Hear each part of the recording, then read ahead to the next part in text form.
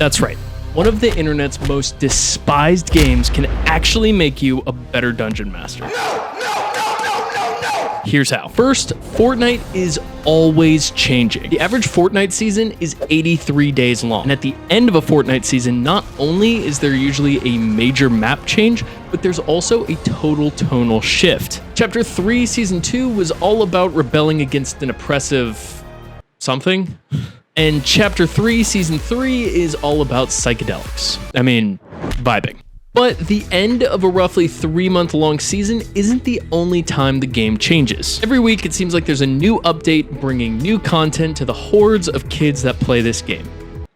And 27-year-old RPG YouTubers. Now, you don't have to be a rocket surgeon to get where I'm going with this. In your D&D, Pathfinder, Dungeon World, whatever game, make sure you are changing things up from week to week. Now, you don't need a full-blown overhaul to your NPCs, your setting, tonal shifts, your monsters. You don't need to change that every single week. But when things start to get a little stale after, maybe 2 or 3 months of parading around Fantasyland, it's time to change things up. Bring on a robot apocalypse, or maybe a zombie plague kills all the townsfolk, or maybe a interdimensional portal opens up and sends your players to the 69th dimension for a few sessions. I don't know, go nuts, but it'll be a lot more interesting than yet another month spent in dark, depressing Barovia. Now, before I go on to my next point, let me ask you a question.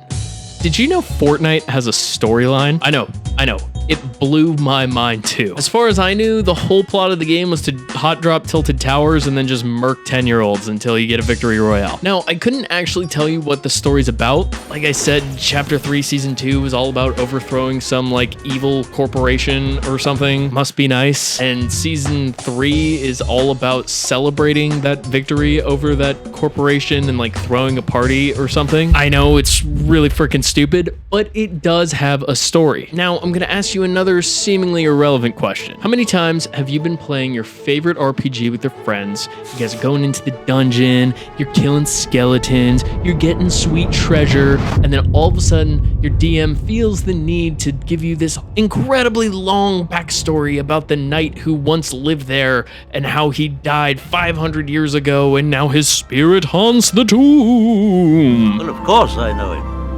He's me. I poo-poo lordoms frequently, and for a good reason. Most of the time, your players really don't care, and it disrupts the core gameplay loop of Dungeons & Dragons or Pathfinder or Dungeon World. I know. As a DM, I know. You want to share whatever crazy lore you wrote in the 7 days between sessions that you're super stoked about. I know. I've been there. I am there. All the time. And you think they're gonna be so stoked and think it's so freaking cool to hear all about how, the white dragon is actually the scholar in disguise, but trust me, they do not care as much as you do. I'm sorry, it sucks, but it's true. I may need DM therapy. What Fortnite does so freaking well is that besides the opening cinematic, it tells its story without disrupting that core gameplay loop. So much so that most players aren't even aware that there's a story. Okay, that is anecdotal. I'm sure someone out there is super into the Fortnite story. I know me and my friends are not. Now, the way that Fortnite tells its story is through optional side quests that you can do while you're going around the island murking 10-year-olds. Go to this location, press a button, and you'll get a little bit of story. All the while, you are still murking 10-year-olds and getting that victory royale while you do it. Yeah, but it's not even close to the same thing because, D&D eats the storyline. You don't have a game if you don't have the Tale of Strahd. Now, as I've learned from many a Matt Colville video, the original gameplay idea behind D&D was survive the dungeon, load up with treasure, and somehow try to find a way back. Because back then, that was the game. There wasn't anything else. There wasn't this idea of worlds or narratives or stories or plots or anything like that. So with kill shit get loot being our core gameplay loop, we can very easily incorporate Fortnite's storytelling process into our own RPG games. That's redundant because it's role-playing games. Our role-playing games. Anyway, first, we need to make sure that any and all lore elements in our game are completely opt-in. Now, the way that we do this is through what's called environmental storytelling. So by that, I mean when your players go to a new location, be sure to describe everything in as much detail as you'd like, but for elements that may relate to your lore, make sure you give them a little bit extra description just so it might pique your players' interests. But here's the incredibly important thing. If your players don't investigate further, let it go. Have some discipline. They don't care about whatever it is that you're putting in front of them. Just let it go. You can tell that maybe at a later time through some other means, but just don't force it down their throats. Now, my buddy Sean actually does a very good job of implementing this. In a previous session of Dungeon World that he ran, there was this big statue that had lore implications behind it, and he drew a little bit of attention to it, but nothing drastically so.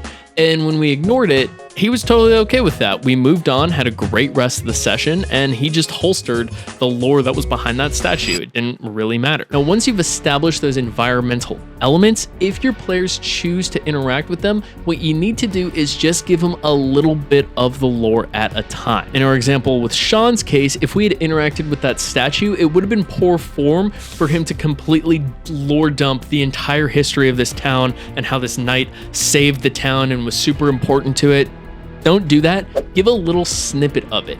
And you want to give enough of a snippet that it might pique the interest of your players so that they can investigate further and doing further optional side quests to the lore. Now notice that I've been using the word lore instead of story here, and that's because given the nature of RPGs, there is a very bare bones constructed story of what you have to do, but you want to keep it as bare bones as possible so that your players can either opt into the surrounding lore or so that the story can emerge with the gameplay. By that, I mean the cultists have kidnapped the blacksmith's daughter, go get her. And then you allow story to emerge through that basic premise. Now, the final thing that all DMs can really learn from Fortnite, and this is something that may come as a surprise, but I really struggle with too, is not taking our campaigns so seriously. I know, that might come as a surprise to anyone who watches my videos, but I really have a problem with thinking that my campaigns are like the word of God. The thing about Fortnite that once I understood it, really made me enjoy the game that much more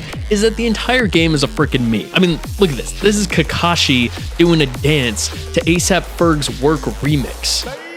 This is not a game that takes itself too seriously. And just like Fortnite doesn't take itself too seriously, you shouldn't be taking your D&D games too seriously. Now, I'm not saying it should just completely devolve into poop jokes and farts, but ultimately you're there to have a good time. And if your players are anything like my players, they're gonna goof off a little bit, and that's totally okay. If you stand rigid in the face of their goofiness, you're gonna drive yourself crazy and make yourself miserable. And that's something that took me a very, very, very long time to do. And I think ultimately the easiest way to let go a little bit is if you let go of that prescriptive storytelling and just focus on the emergent story that comes in the game. You don't need to turn your game into a complete meme like Fortnite has become. But if one of your players in your super serious Ravenloft campaign makes a random fart joke in the middle of Murder House, laugh it off. You're going to be doing yourself a huge favor. And if you want to learn how to properly pace your session through Murder House or whatever adventure you're running,